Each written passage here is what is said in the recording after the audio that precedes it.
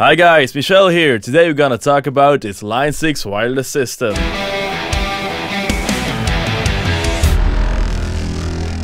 I use a system. It's really handy to do some live system tuning when there are a lot of chairs in the church.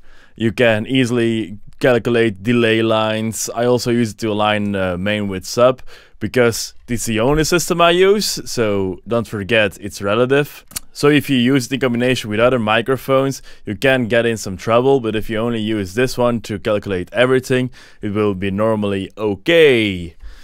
To do this, I bought myself a little microphone. It's from Michel and it looks like this. And it gets enough power to operate in the belt pack of the Line 6. So just plug it in. Yay. Here we are. This system doesn't operate in the UHF spectrum, but it's in 2.4 gigahertz and can be a little bit crowdy over there. So to find the best channel for you to have the least dropouts, just turn off the transmitter. And here on the RF meter, you can see which one is occupied. So if we turn the knob, in my studio everything will be free, I guess. But maybe. I will search. The last one has a little bit of noise. So let's take the channel with the least amount of noise. To change the channel on the transmitter, hold on the select knob and then you come into the setup modus. The first menu over there is the channel menu. Let's say we're going to take channel 5. We press the value knob until it's channel 5. Alright.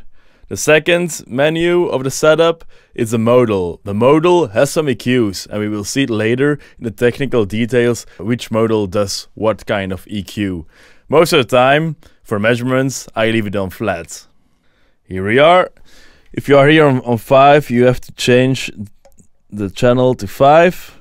Everything turns green. The RF is green, battery modus is green, and audio isn't there, but if you plug in the mic, hey, we can see some audio appearing. Woohoo! So one of the things I advise you is not to use Fisher batteries or reloaded batteries. Yeah. But use normal AA batteries. I use a Duracell Pro Cell battery and it lasts about 4 to 5 hours. So I'm very glad with that one.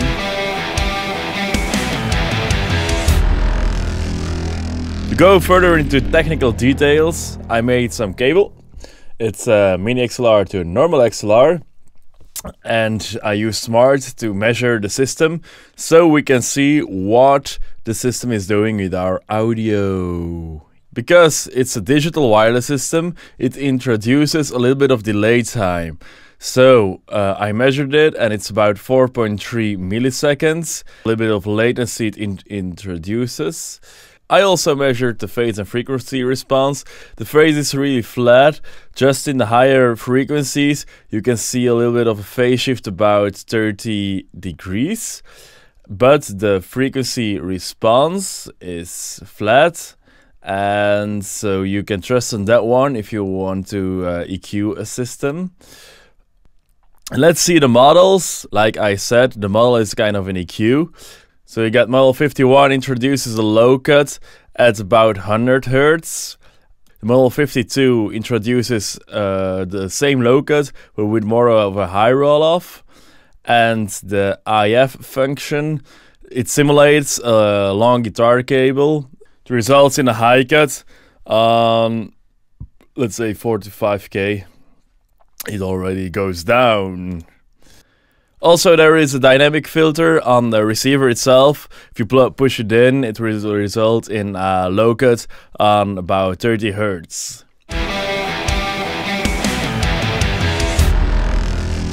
This system comes in really handy if you have to do quick delay time measurements or to align a sub with the main, especially in places where there are a lot of chairs. It's really I found a system on eBay for about $300 with the microphone included, which is a really good price value.